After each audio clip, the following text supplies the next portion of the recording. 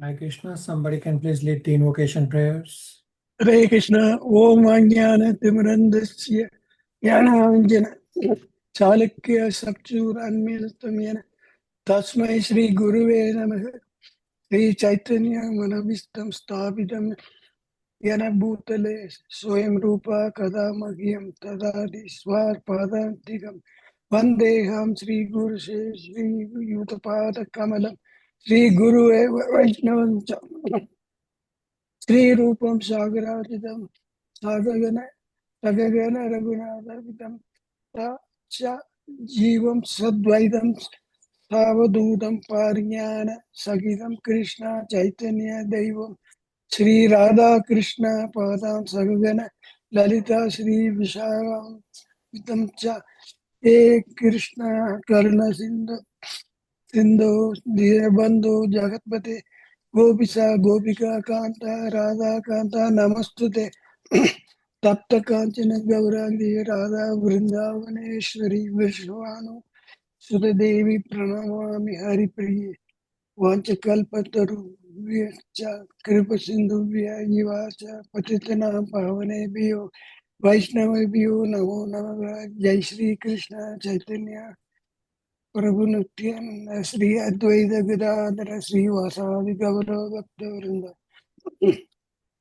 Hare Krishna, Krishna Krishna, Hare Hare, Hare Rama, Rama Rama, Hare Hare.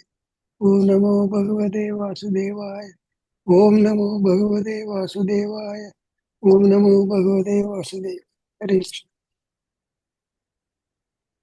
Hare Krishna, a couple of quick announcements at the start that next 2 weeks, August 8th and 15th, we will not have class because my spiritual master will be in Toronto.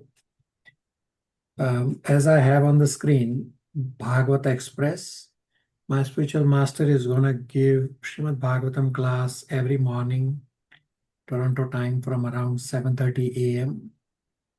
From August 7th, Friday to August 17th, Monday. And my spiritual master is going to cover all 12 cantos in the 10 mornings. So try your best to attend. They will be available online. I will try to send the links in the group as soon as I get one. Otherwise, you can always look up My Spiritual Masters YouTube or My Spiritual Masters Facebook page or ISKCON Toronto's YouTube page. There are various ways that you can join these sessions. So take a snapshot of what you have on the screen and please join. The next announcement is at batch 3 and 4, tomorrow Sunday, Toronto time 7 a.m., India time 4:30 p.m., Nepal time 4:45 p.m. So tomorrow, August 2nd, is Bhagavad Gita revision of chapters 1 to 6. Try your best to attend virtually, or you can always listen to the class recording of Priya Darshini. Any questions, comments, realizations?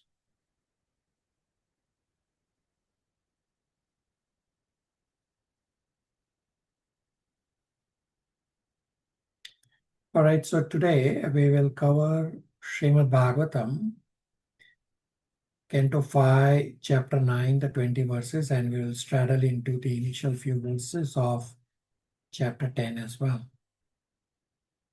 The context is that due to a willful negligence of spiritual duties and due to excessive attachment to an insignificant deer, Bharat Maharaj did not attain success in one life, and he was obliged to take birth as a deer.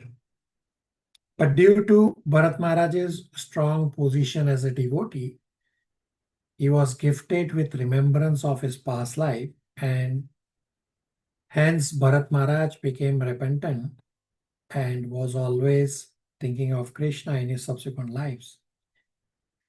Bharat Maharaj was then born in a good Brahmana family as Jada Bharat. So Canto 5, Chapter 9 is titled The Supreme Character of Jada Bharat, is divided into 4 parts. Part 1, verses 1 to 3, Jada Bharat's birth and avoidance of bad association. Part 2, verses 4 to 7, his father's attachment to Jada Bharat. Part 3, verses 8 to 11, Jada Bharat mistreated.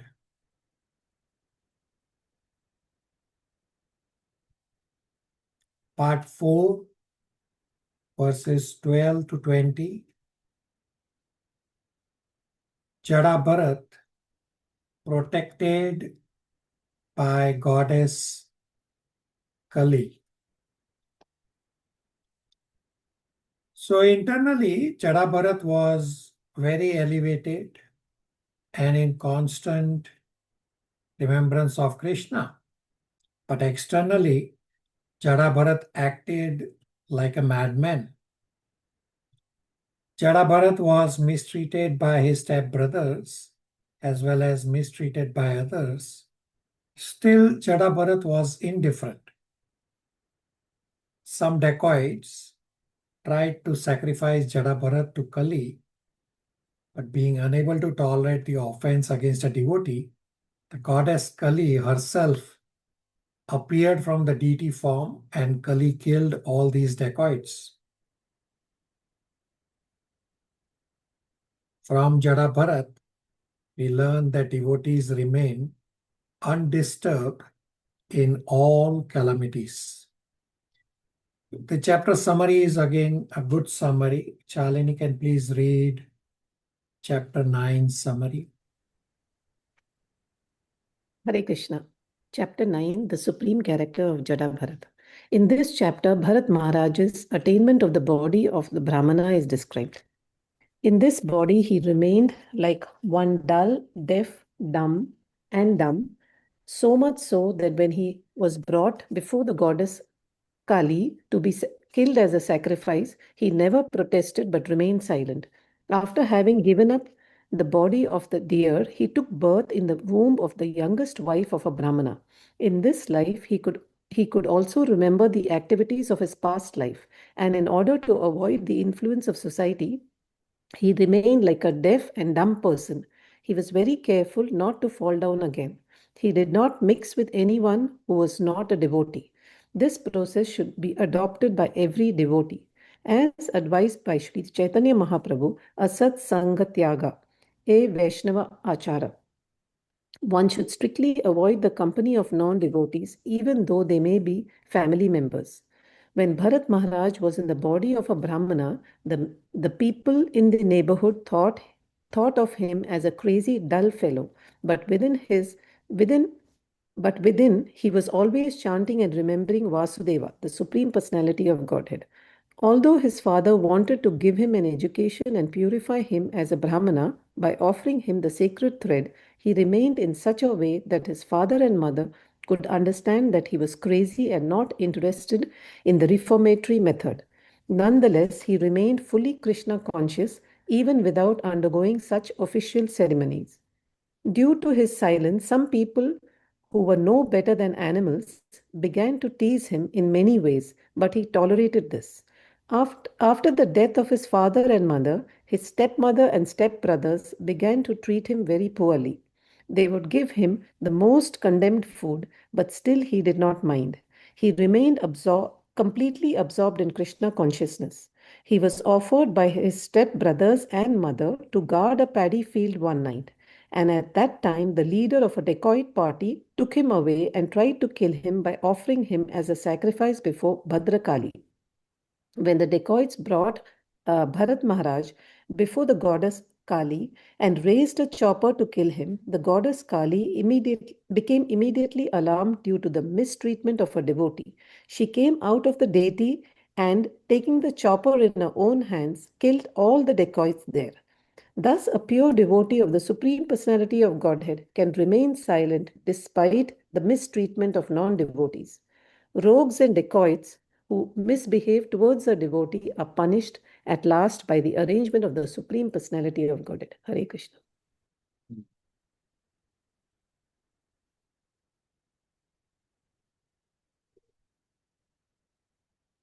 Mother Chandra Aunty, verses 1, 2, and 3 translations are straightforward, setting the scene from the past. Hare Krishna, text 1 and 2. Translation.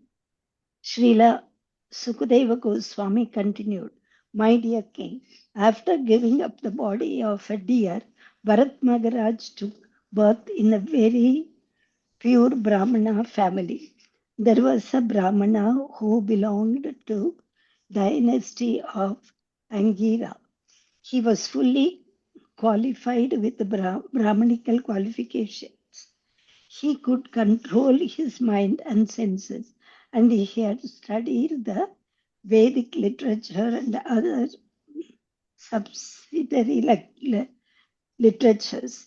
He was expert in giving charity, and he was always satisfied, tolerant, very gentle, learned, and non-envious. He was self-realized and engaged in the devotional service of the Lord. He remained always in a trance. He had nine equally qualified sons. By his first wife and by his second wife, he begot twins, a brother and a sister, of which the male child was said to be the topmost devotee and foremost of saintly kings, Bharat Maharaj. This then is the story of the birth he took after giving up the body of a deer. Text 3.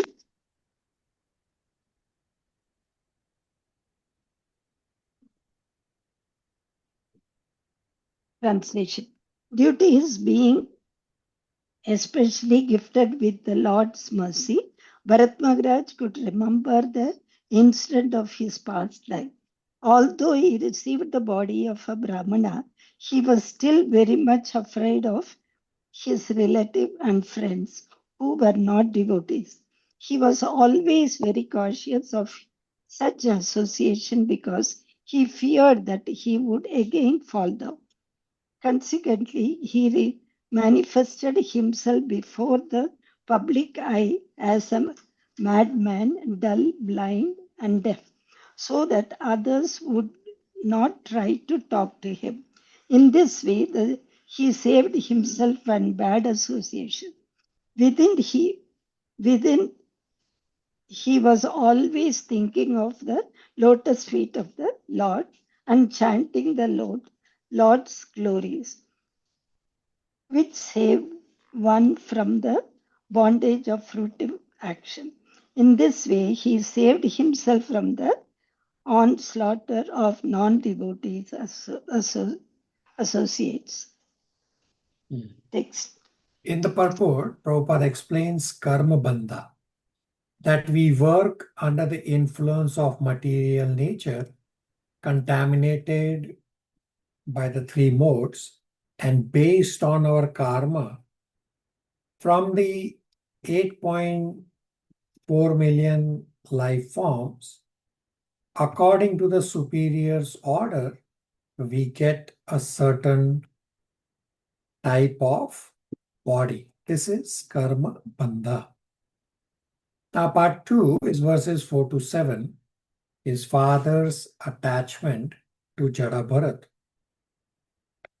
Verse 4 explains that if one is developed in Krishna consciousness, then there is no need to execute the fruitative regulative principles of karma kanda.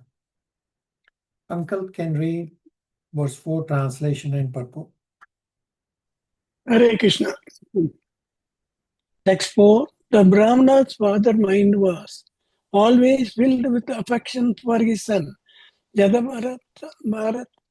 Therefore, he was always attached to Jadabharat. Because Jadabharat was unfit to enter the Grahastha ashrama, he simply executed the purificatory process up to the end of Brahmacharya ashrama.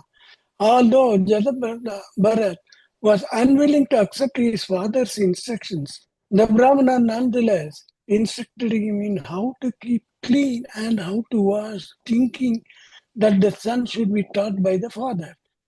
Text 5. Jadabharat behaved before purport.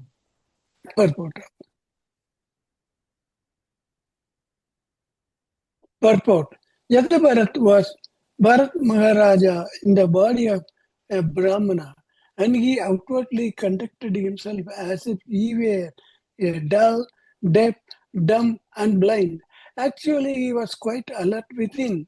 He knew perfectly well of the results of the fruitive activity and the results of devotional service in the body of a Brahmana.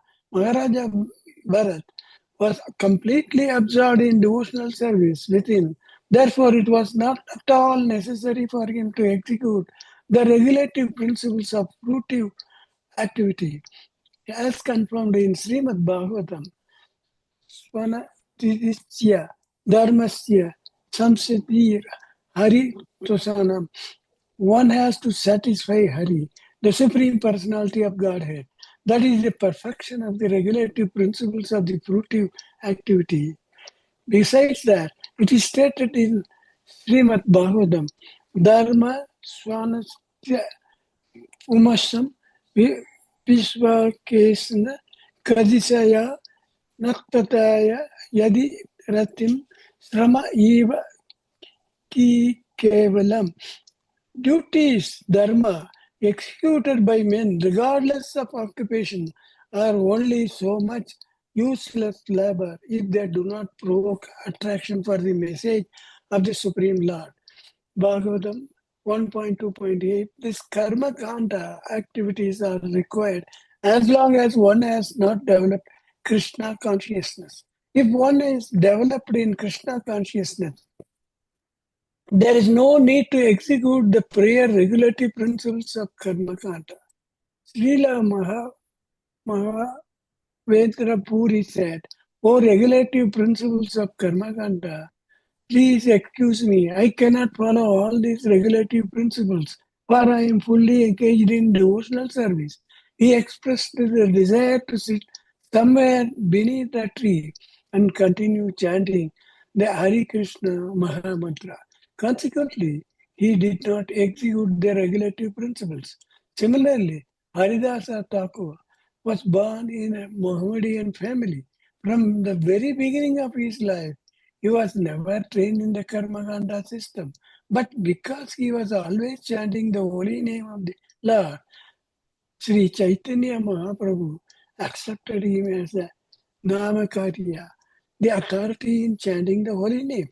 As Jadabharat Bharat Maharaja was always engaged in devotional service within his mind, since he had executed the regulative principles continuously for 3 lives, he was not interested in continuing to execute them, although his Brahmana father wanted him to do so. So, if you are developed in Krishna consciousness, then there is no need to execute regulative principle of karma kanda. Now, Jadabharat acted like a fool before his father, so that the father will think Jadabharat is unfit for instructions. Mother Jija, verse 5, 6, and 7 translations. Text 5. Jadabharat behaved before his father like a fool, despite his father's adequately instructing him in Vedic knowledge. He behaved in that way so that his father would know that he was unfit for instruction and would abandon the attempt to instruct him further. He would behave in a completely opposite way. Although instructed to wash his hands after evacuating, he would wash them before. Nonetheless, his father wanted to give him Vedic instruction during the spring and summer. He tried to teach him the Gayatri Mantra along with the Omkara and Vyahiriti, but after 4 months, his father still was not successful in instructing him. Text 6 translation. The Brahmana father of Jada Bharata considered his son his heart and soul, and therefore he was very much attached to him. He thought it wise to educate him properly, and being observed in this unsuccessful endeavor, he tried to teach his son the rules and regulations of brahmacharya, including the execution of the Vedic vows, cleanliness, study of the Vedas, the regulative methods, service to the spiritual master, and the method of offering a fire sacrifice. He tried his best to teach his son in this way, but all his endeavors failed. In his heart, he hoped that his son would be a learned scholar, but all his attempts were unsuccessful. Like everyone, this Brahmana was attached to his home and he had forgotten that someday he would die. Death, however, was not forgetful. At the proper time, death appeared and took him away. Text 7. Thereafter, the Brahmana's younger wife, after entrusting her twin children, the boy and girl, to the elder wife, departed for Patiloka, voluntarily dying with her husband. Hare Krishna. In verse number 6, Srila Prabhupada explains that one who is too attached to family life, he may forget that death will come one day, but death never forgets. When one is fully interested in the service of the Lord, he does not need to follow the regulative principles described in the Vedas. Now, part 3 is verses 8 to 11. Jada Bharat mistreated. Now, although Jada Bharat's stepbrothers were learned in Vedas, but they were not spiritually enlightened. Hence, they could not understand Jada Bharat's exalted position. Verse number 9 and 10 are important on Jada Bharat's response to mistreatment, that Jada Bharat was unaffected. And this verse 9 and 10 also describe some of the characteristics of Jada Bharat. Abhishek Prabhu, 8, 9, 10 translations purport and then 11 translation.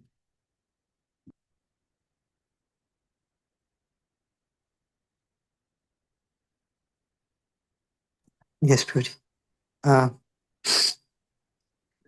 Text 8. Text 8. After the father died, the 9 stepbrothers of Jad Bharat, who considered Jad Bharat dull and brainless, abandoned the father's attempt to give Jad Bharat a complete education. Stepbrother of Jad Bharat were learned in the 3 Vedas, the Rig Veda, Samaved, and Yajurved, which very much encouraged fruitive activity. The 9 brothers were not at all spiritually enlightened in devotional service to the Lord. Consequently, they could not understand the highly exalted position of Jada Bharat. Text 9 and 10. Degraded men are actually no better than animals. The only difference is that animals have 4 legs and such men have only 2. These 2-legged animalistic men used to call Jada Bharat mad, dull, deaf, and dumb. They mistreated him, and Jada Bharat behaved for them like madman who was deaf, blind, or dull. He did not protest or try to convince them that he was not so. If others wanted him to do something, he acted according to their desires. Whatever food he could acquire by begging or by wages, and whatever came of its own accord, be it a small quantity palatable, stale, or tasteless, he would accept and eat. He never ate anything for sense gratification, because he was already liberated from the bodily conception which induces one to accept palatable or unpalatable food. He was full in transcendental consciousness of devotional service, and therefore he was unaffected by the dualities arising from the bodily conception.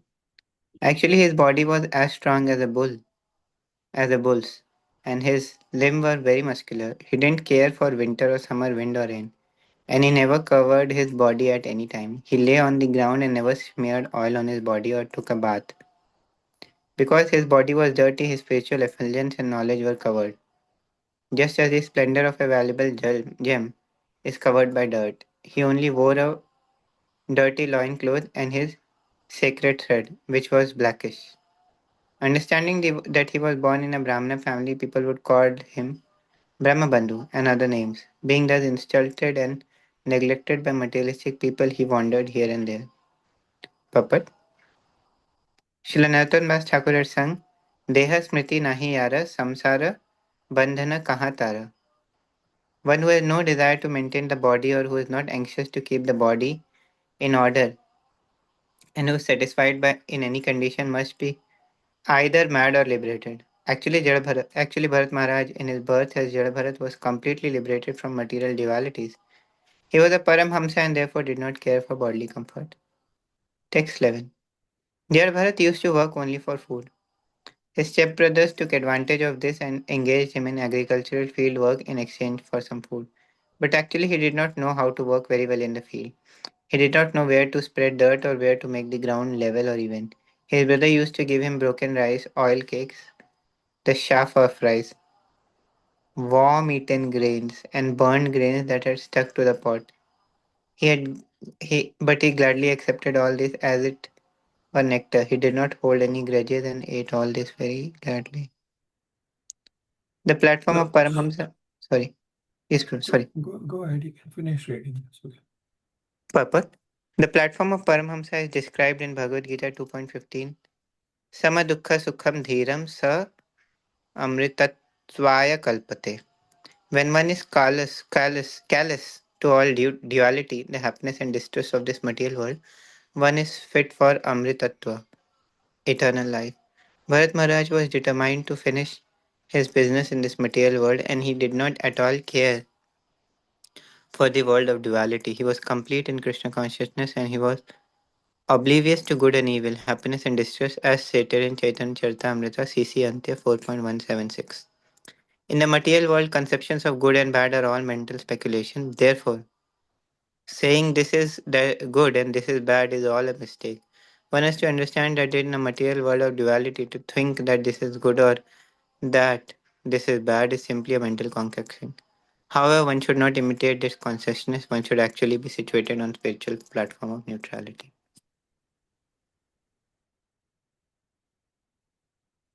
So, the characteristics of Jada Bharat, that he did not protest,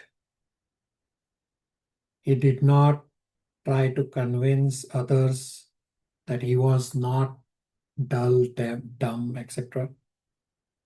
If others wanted him to do something, he acted according to their desires. And whatever food he could acquire by begging or by wages or whatever came on his own accord, be it small quantity, palatable, stale, or tasteless, he would just accept and eat. He never ate anything for sense gratification because he was already liberated from bodily conception. It's the bodily conception that induces one to accept palatable or unpalatable food.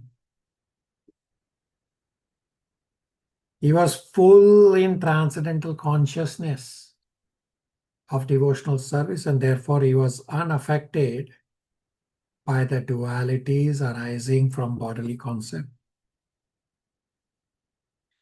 Because his body was dirty, therefore his spiritual effulgence and knowledge was covered from the vision of others, just as the splendor of valuable gem is covered by dirt. And Jada Bharat was a Paramhamsa, and therefore he did not care for bodily comforts. In verse number 11, Prabhupada explains that for Bhagavad Gita 2.15, when one is callous to all dualities, the happiness and distress of this material world, then one is fit for Amritattva, eternal life. Questions, comments, realizations so far?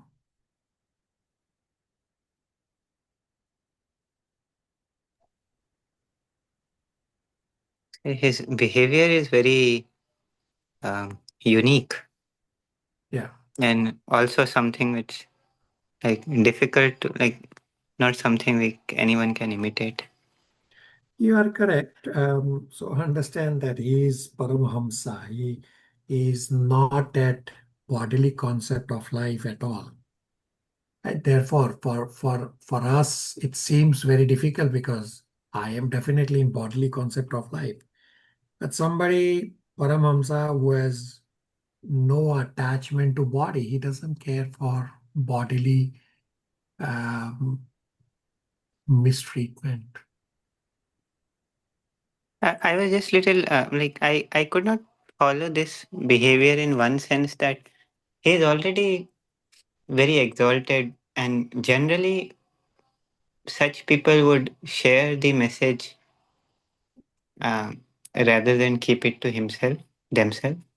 Yeah. So Uh, in upcoming chapter number 10 and later, Jada Bharat will definitely instruct Rahugana, King Rahugana.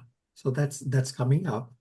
He has a lot of instructions coming up. They are very important instructions, similar to what Rishabh Dev's instructions are. So Jada Bharat's instructions are also important. Plus, here he is also teaching tolerance. And the last verse in this chapter 9, verse number 20, also describes that how come Jada Bharat was completely undisturbed when these dacoits tried to kill him, or here when his stepbrothers are mistreating him. How come?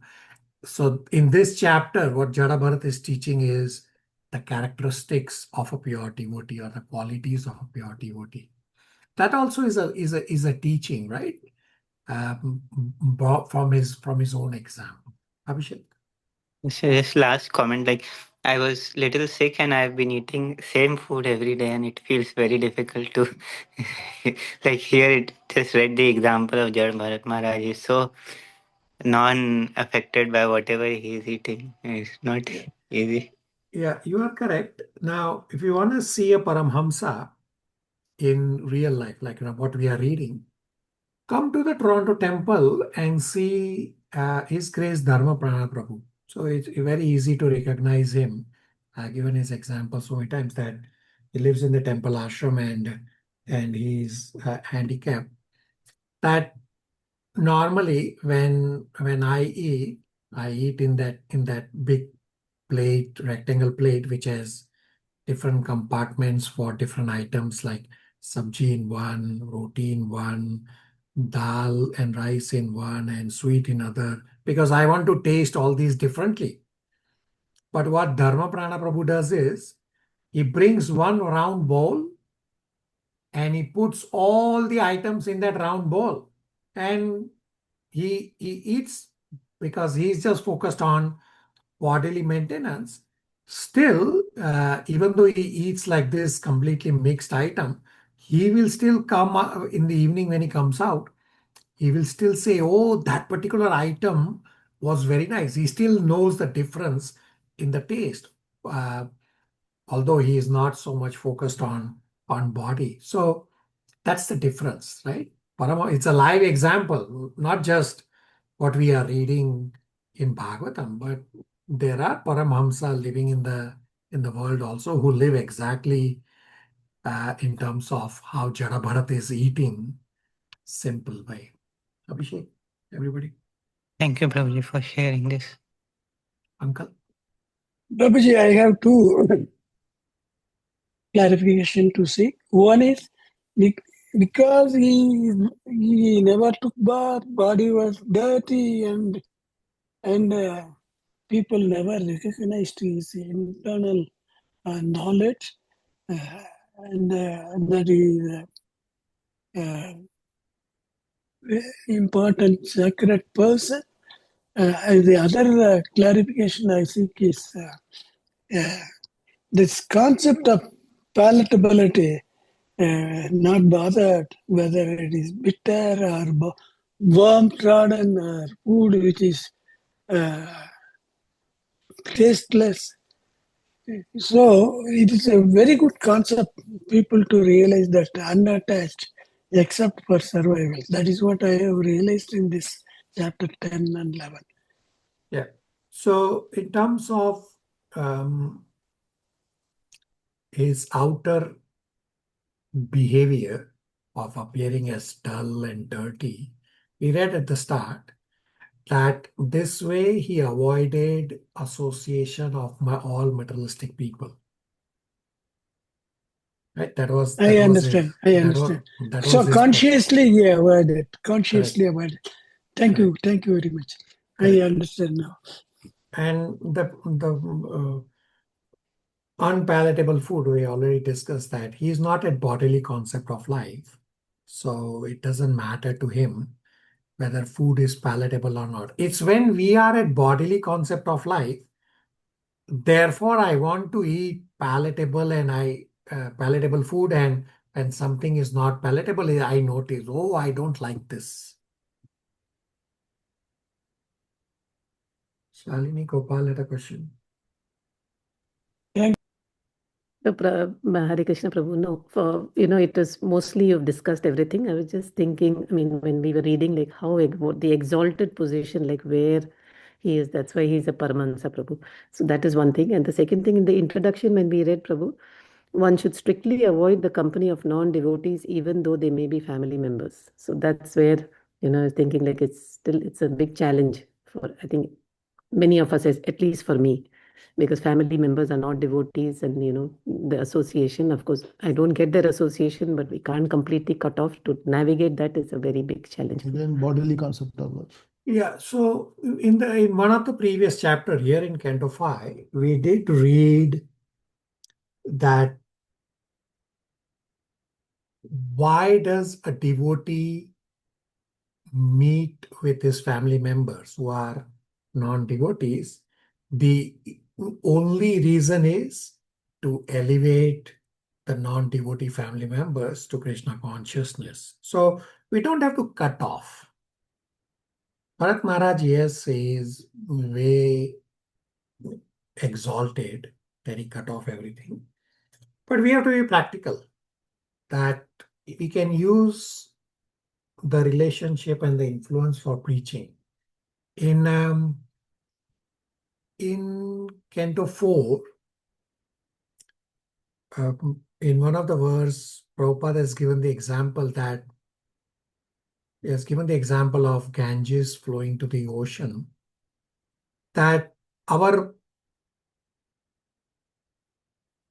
waves of material desires are very difficult to stop.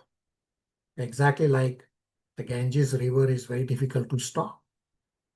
But the only way to stop the waves of material desires is by preaching. And the Ganges river, when it reaches the ocean, the Ganges river actually gets pushed back because the ocean is is very deep and very silent. So the comparison is that when you do preaching, the waves of material desires will get pushed back. So that's what we can use with our relatives rather than cutting off the relationship. Shalini. Thank you, Prabhu. Yes, thank you. Prabhuji, in this context of this current subject which you discussed now, I would like to share my experience. We have two daughters, both are God-fearing, but not Krishna conscious. But after our association regularly, they have slowly picked up and started realizing so many things, and they always say Hare Krishna. So by associating with their people, whether they are believers of God or non-believers, don't you think our presence will influence them? Yeah, it will. And you can take a step forward that the new batch of Bhagavad Gita is starting. You can encourage them to join the new batch of Bhagavad Gita and get more information. It's free of cost. And you can explain that it will help you purify, it will help you live properly in this life. Of course, the association is already helping, that the fact that they are saying Hare Krishna, right? It's not easy for everyone to say Hare Krishna.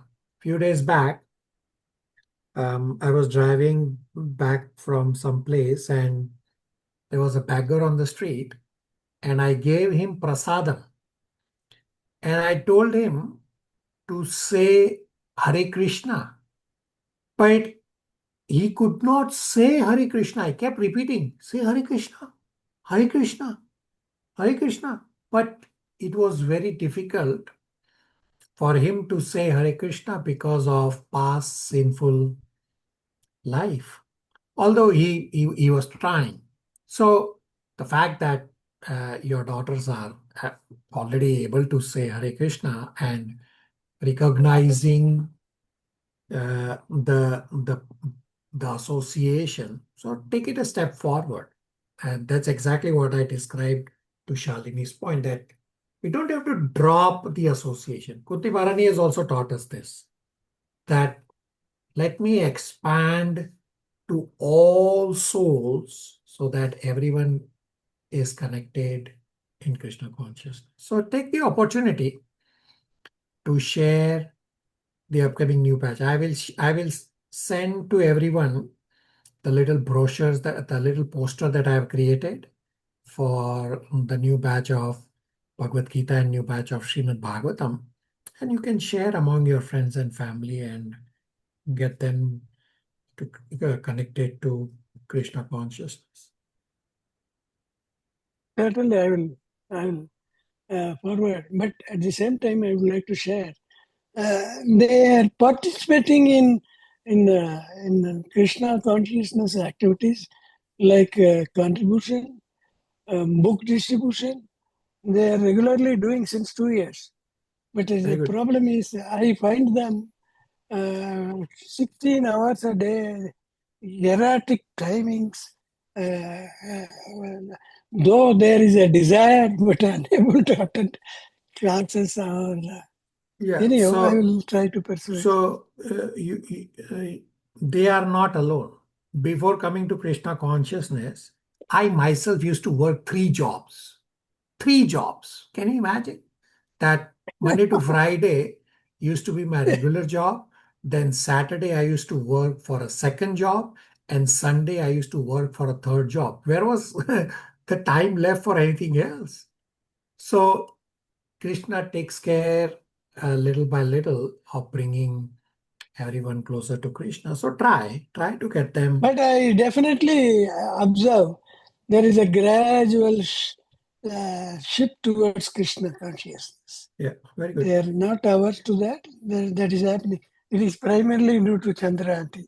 Yeah, so you can follow my spiritual master's website. It says fanthespark.com. So you can fan the sparks, Krishna conscious inclination so that they become more and more closer to Krishna conscious activities and to Krishna. And Bhagavad Gita study, devotee association, prasadam, these are good starting points. Thank you, Prabhuji. All right. Part 4 is verses 12 to 20. Jada Bharat protected by goddess Kali. So dacoits capture Jada Bharat to sacrifice Jada Bharat to goddess Kali to fulfill fruitive desires. Now, question is, why do low-class people like Shudras worship? Answer is because they want to fulfill material desires. Gopal, 12, 13, 14 translations. Hare Krishna, text 12th translation.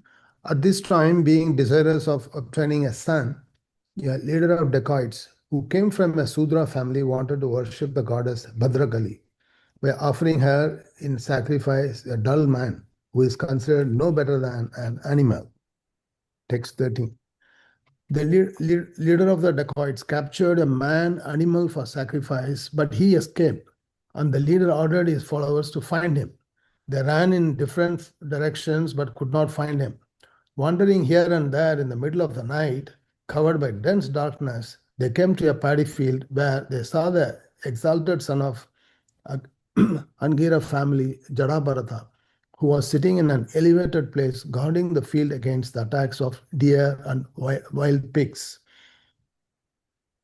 Text 14 translation. The followers and servants of dacoit chief considered Jadabharata to possess qualities quite suitable for a man animal, and they decided that he was a perfect choice for sacrifice. Their faces bright with happiness, they bound him with ropes and brought him to the temples of the goddess Kali. Hare Krishna. So Jada Bharat being completely surrendered to the Lord, he did not protest when he was brought to the slaughter for being offered as sacrifice to goddess Kali. So all these are characteristics and qualities of a pure devotee. Gopal, continue 15, 16 translation. Hare Krishna. Text 15 translation. After this, all the thieves, according to their imaginative ritual for killing animalistic men, bathed Jadabharata, dressed him in a new clothes, decorated him with the ornaments befitting an animal, smeared his body with scented oils, and decorated him with tilaka and sandalwood pearl and garlands.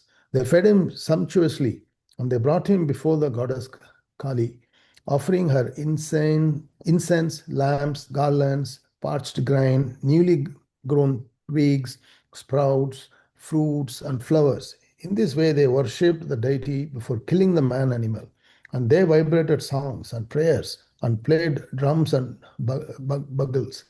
Jadabharata was then made to sit down before the deity.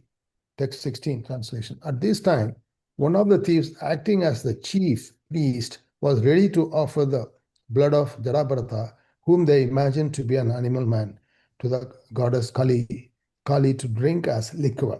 He therefore took up a very fearsome sword, which was very sharp, and consecrating it by the mantra of Bhadrakali, raised it to kill Jadabharata. So in the purport, Prabhupada explains the term swavidina, means according to their own ritualistic principles. The Tamasic Shastras give instructions for the sacrifice of an animal like a goat or buffalo before the goddess Kali. But there is no mention of killing a man, no matter however dull he may be. But here, this process of sacrificing men was manufactured by the dacoits themselves.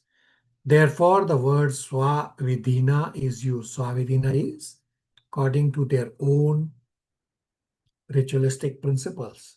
Now, another question comes up is that why do Shastras give some concessions regarding sinful activities?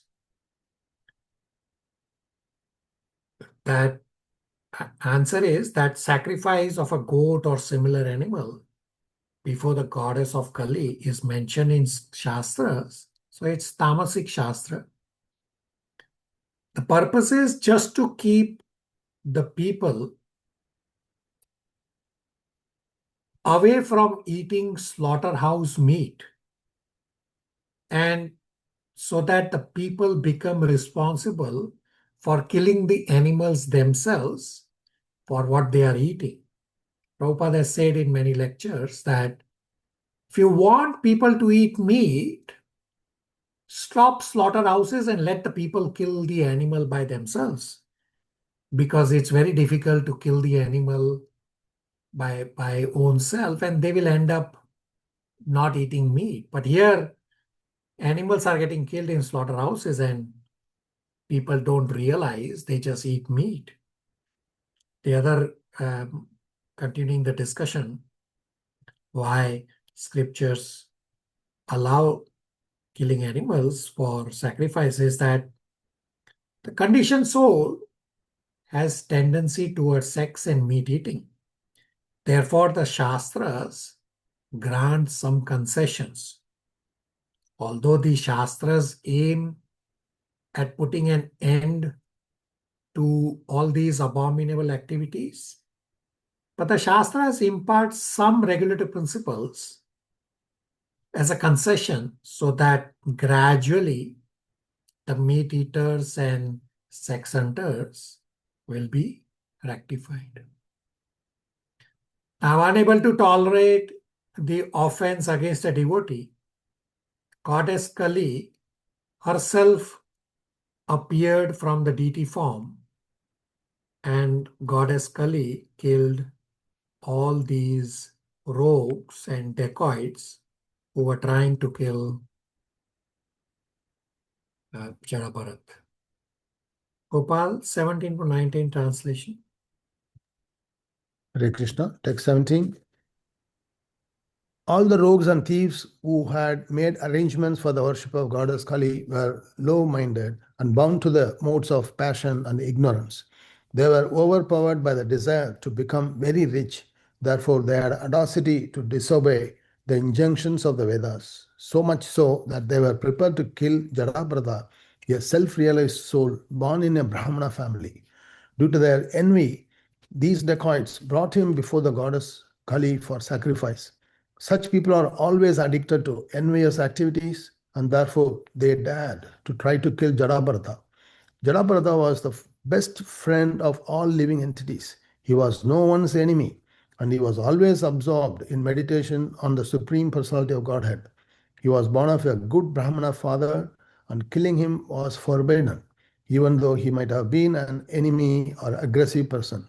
In any case, there was no reason to kill Jadabhrata, and the goddess Kali could not bear this. She could immediately understand that these sinful dacoits were about to kill a great devotee of the Lord.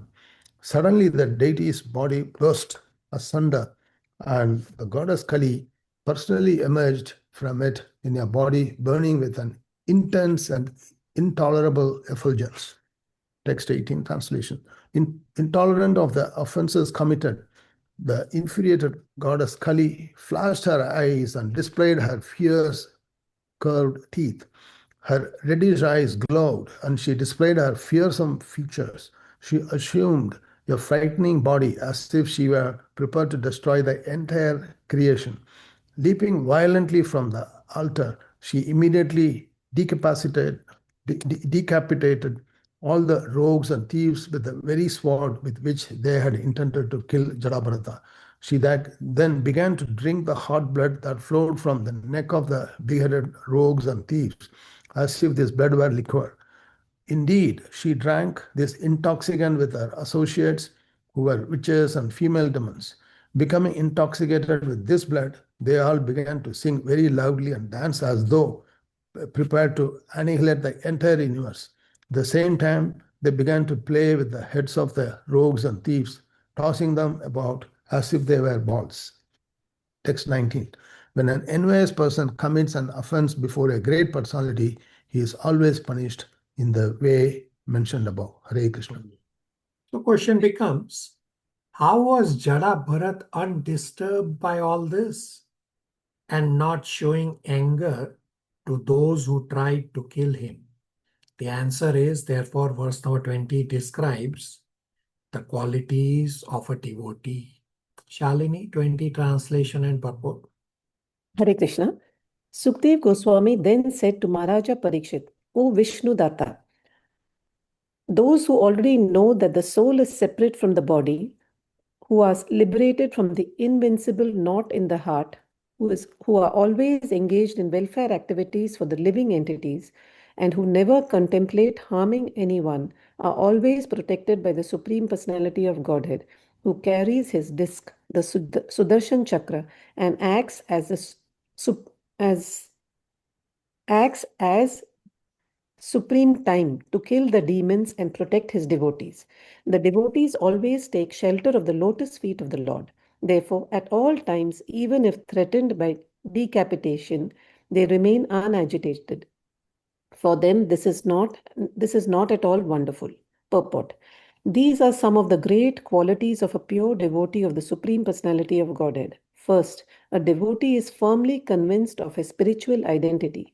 He never identifies with the body. He is firmly convinced that the spirit soul is different from the body.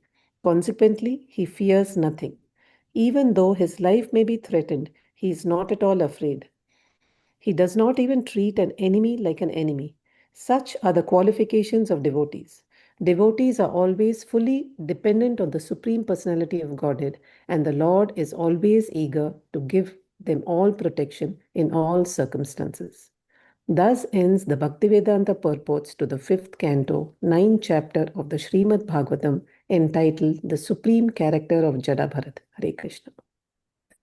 So the characteristics of pure devotee is liberated from the invincible knot in the heart. Devotee is firmly convinced of his spiritual identity. He never identifies with the body. He is firmly convinced that he is spirit soul and he is different from the body. Therefore, he fears nothing. Even though his life may be threatened, he is not afraid because he is completely dependent on the Lord. And devotees, such Paramhamsas, are always engaged in the welfare activities of all living entities. And he does not even treat enemy like an enemy. Devotees are always fully dependent on the Supreme Lord, and the Lord is always eager to give them all protection in all circumstances. So I want all of you to step back, go back to our Bhagavad Gita discussion at the very start, where Krishna gives Atma Gyan. So some of you actually had joined the Bhagavad Gita in batch 1 when His Grace Rupanuga Prabhu had joined as the first class to give an overview and set the scene. And Rupanuga Prabhu, our Siksha Guru, had explained that it is easier to understand Bhagavad Gita when you are at the soul level. Now, definitely I am not at the soul level. And His Grace Rupanuga Prabhu said that at least theoretically, except you are a soul, then it will be easier to follow. So if you go back so many years, or at the start for those who joined, we have discussed that at least theoretically take that you are a soul, not this body. And because I am still at bodily concept of life, therefore, I like to eat palatable dishes. Therefore, when somebody disrespects me, my ego gets hurt. Why? Because I'm still at theoretical level that I am a soul, I am not this body. In practice, I am still lacking. Therefore, this chapter 9 describes the learning of the characteristics of a pure devotee, the Paramhamsa, Jada Bharat. Everybody on the same page? Questions, comments, realizations? Hare Krishna Prabhu. Please carry on, Swami. Hare Krishna Prabhu. No, I mean, I can just think like what a chapter, Prabhu, while reading all the qualities, to even associate with the pure devotee, to have the association of hearing about the pure devotee, and it's a spectacular chapter, Prabhu. Lots to look. Yeah, And so this is our goal, right? So read this chapter, not to get disheartened, but read this chapter that, okay, this is my goal. This is where I have to reach. Continue.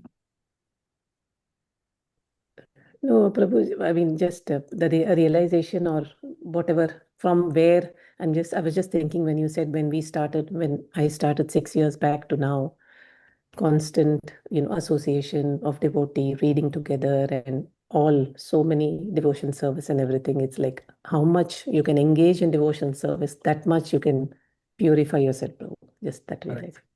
Very good, Uncle.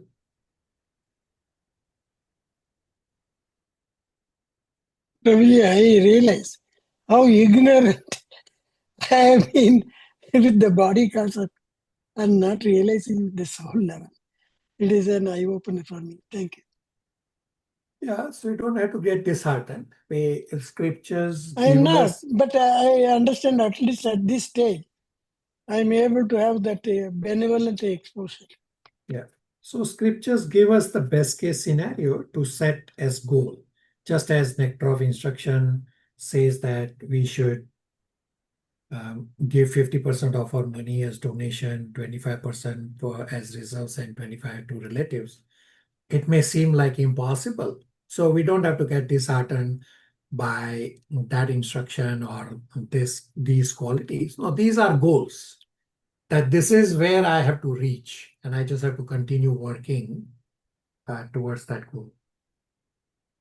But I realize one more thing. I am very fortunate to have this exposure by the mercy of Lord Krishna. Otherwise, I would never think in terms of soul level. And this concept can be applied in many aspects of life. Correct. So we all Thank have become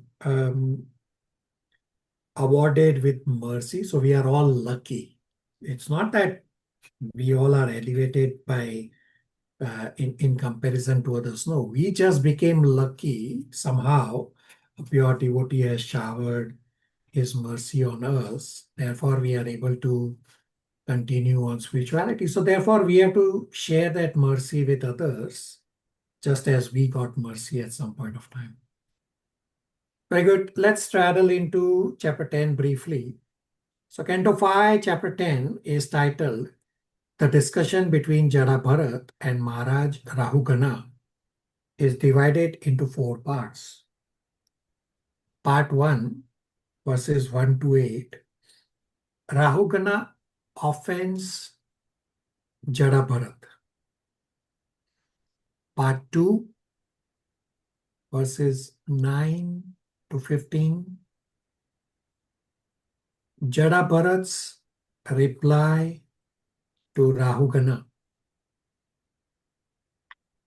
Part 3, verses 16 to 20. Rahugana's humble submission. Part 4, 21 to 25. Rahugana's inquiries to Jada Bharat's reply. So Jada Bharat was forced to carry the palanquin of King Rahugana. We read in the previous chapter that how he was very nicely built. So he was forced to carry the palanquin of King Rahugana. And while carrying the palanquin, out of compassion to the ants on the floor where he was toward in the direction where he was walking, Jada Bharat moved erratically to save the ants from getting killed under his feet. So King Rahugana used harsh and sarcastic words towards Jada Bharat that how come he's shaking the palanquin so much? In response, Jada Bharat enlightens King Rahugana. Abhishek, chapter 10, summary, faster pace.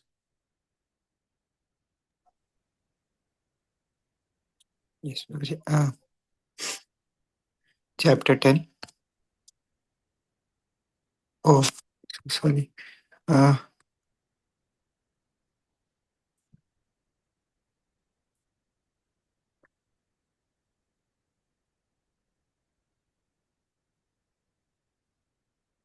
The discussion between Jada Bharat and Maharaj Rahugana. In this chapter, Bharat Maharaj, now Jada Bharat, was successfully accepted by King Rahugana, ruler of the states known as Sindhu and Sauvira.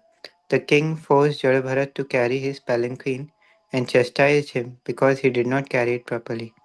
A carrier of King Rahugana's palanquin was needed, and to fulfill this need, the chief carriers found Jada Bharat as the most likely person to do the work. He was therefore forced to carry the palanquin. Jada Bharat, however, did not protest this proud order, but humbly accepted the job and carried the palanquin. While carrying it, however, he was very careful to see that he did not step on an ant, and whenever he saw one, he would stop until the ant had passed. Because of this, he could not keep pace with the other carriers. The king within the palanquin became very disturbed and chastised Jada Bharat with filthy language, but Jada Bharat, being completely freed from bodily conception, did not protest. He protested to carry the palanquin. He proceeded carrying the palanquin. When he continued as before, the king threatened him with punishment, being threatened by the king, Jadabharat began to talk. He protested against the fiddly language used by the king when the king chastised him, and the king, hearing the instructions of Jadabharat, was awakened to his real knowledge. When he came to his consciousness, he understood that he had offended a great learned and saintly person. At that time, he very humbly and respectfully prayed to Jadabharat. He now wanted to understand the deep meaning of the philosophical words used by Jadabharat, and with great sincerity he begged his pardon. He admitted that if one offends the lotus feet of a pure devotee, he is certainly punished by the trident of Lord Shiva. So, verse number 2 explains that Vaishnava is very careful not to untimely kill any life form because premature killing disturbs the evolution cycle of the jiva in that particular life form. Mother Jija, verse 1 and 2, translation and purport.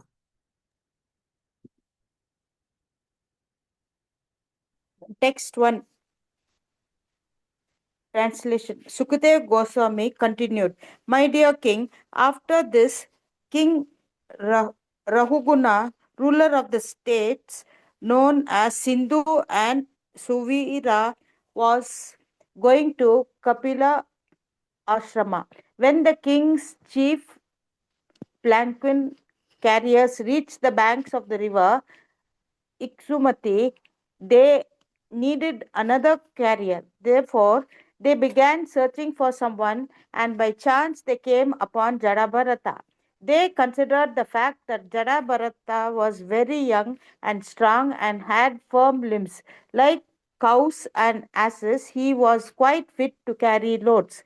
Thinking in this way, although the great soul Jadabharata was unfit for such work, they nonetheless unhesitatingly forced him to carry the palanquin. Text 2. The palanquin, however, was very erratically carried by Jadabharat due to his sense of non-violence. As he stepped forward, he checked before him every 3 feet to see whether he was about to step on ants. Consequently, he could not keep pace with the other carriers. Due to this, the palanquin was shaking, and King Rahuguna immediately asked the carriers, "Why are you carrying this palanquin unevenly? Better carry it properly." Hare Krishna. Purport, verse number 2. Purport. Although Jadabharata was forced to carry the palanquin, he did not give up his sympathetic feeling towards the poor ants passing on the road. A devotee of the Lord does not forget his devotional service and other favorable activities even when he is in a most distressful condition. Jadabharata was qualified Brahmana, highly elevated in spiritual knowledge, yet he was forced to carry the palanquin. He did not mind this, but while walking on the road, he could not forget his duty to avoid killing even an ant. A Vaishnava is never envious of unnecessarily violent. There were many ants on the path, but Jadabharata took care by looking ahead 3 feet. When the ants were no longer in his way, he would place his foot on the ground. A Vaishnava is always very kind at heart to all living entities. In his Sankhya Yoga, Lord Kapila Deva explains Suhudra Sarva Dehinam. Living entities assume different bodily forms. Those who are not Vaishnavas consider only human society worthy of their sympathy, but Krishna claims to be supreme father of all life forms. Consequently, the Vaishnava takes care not to annihilate untimely or unnecessarily any life form. All living entities have to fulfill a certain duration for being engaged in particular type of material body. They have to finish the duration allotted a particular body before being promoted or evolved to another body. Killing an animal or any other living being simply places an impediment in the way of his completing his term or imprisonment in a certain body. One should therefore not kill bodies for one sense gratification, for this will implicate one in sinful activity. Hare Krishna. So, Canto 5, Chapter 10, verse number 2 is a very good purport to keep handy, to not kill animals. That killing an animal or any other living being prematurely simply acts as an impediment in the way of his completing his term of imprisonment in a certain body. So instead of getting promoted or evolved to the next life form, that soul has to take birth again uh, in that current life form to finish off his leftover karma because somebody prematurely killed that insect or whatever the life form is. Now, not just showing mercy to the ants, Jada Bharat actually showed mercy to many. In the previous chapter 9, by showing his form, Jada Bharat showed mercy to his brothers and neighbors who were in the mode of passion. Similarly, in the previous chapter, Jada Bharat arranged for liberation for the leader of dacoits who was in ignorance, because the leader of dacoits saw both Jada Bharat, a pure devotee, as well as the goddess Kali directly. And here in this chapter 10, besides the mercy on ants, Jada Bharat revealed bhakti and jnana to King Rahugana, who was in mode of goodness. Uncle, verses 3 to 8 translations.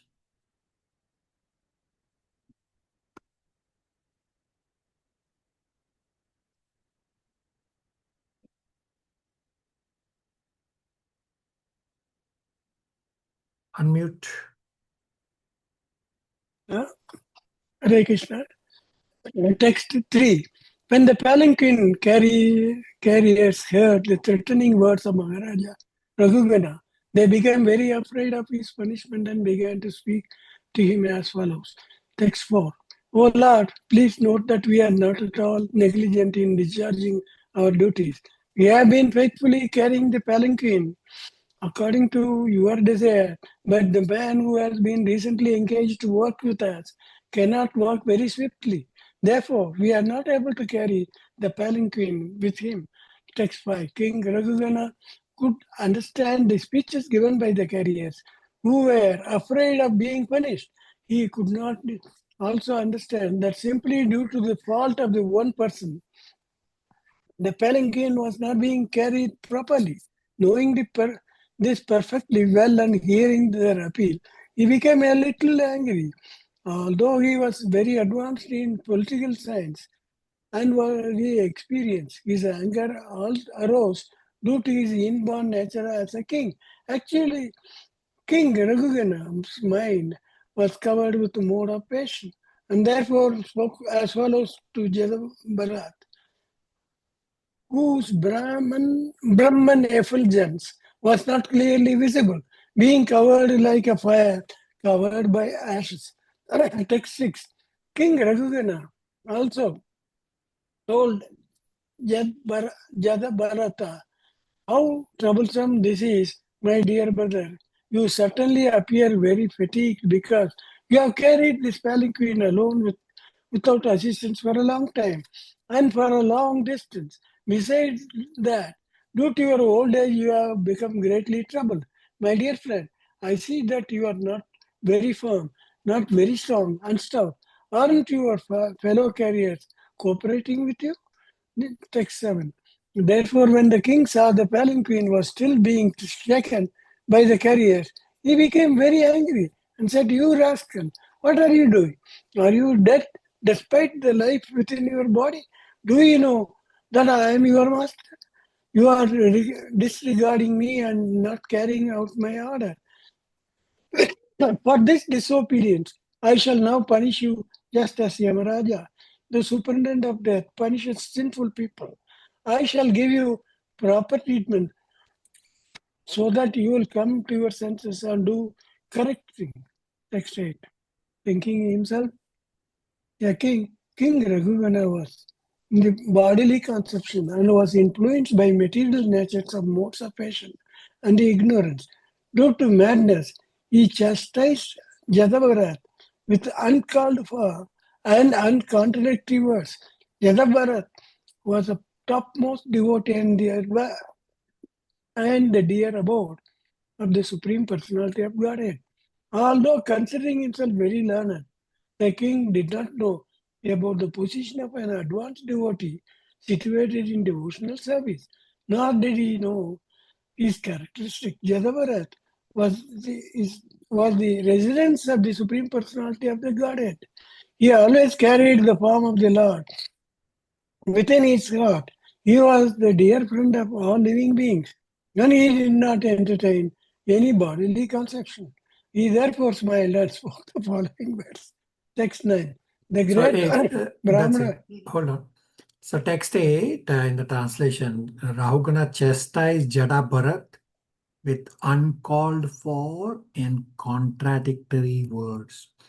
So why was Jadabharat unaffected by the sarcastic words of the king? Because Jadabharat had nothing to do with material body, and Jadabharat was completely realized of his spiritual identity. Therefore, he was unaffected by this sarcastic criticism from the king. Spiritual endeavor questions. You have a few spiritual endeavor. Write down. Question number 1. Why was Jadabharat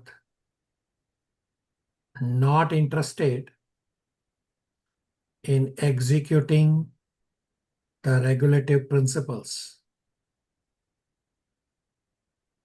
from chapter 9, verse 4? Question 2. Describe some of the characteristics of Jada Bharat from chapter 9, verse 9 and 10.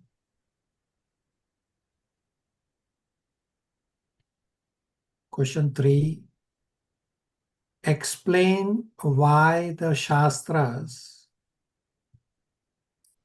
gave some concessions regarding sinful activities.